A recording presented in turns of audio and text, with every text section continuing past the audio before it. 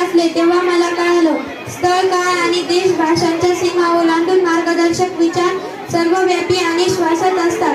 आपल्या जीवनाला दिशा स्वतःला सर्वज्ञ समजतात. अहंकार हे सगळ्या संकटाचे मूळ आहे. या संकटामुळे सर्व दुःखांची निर्मिती होते असे सांगतात.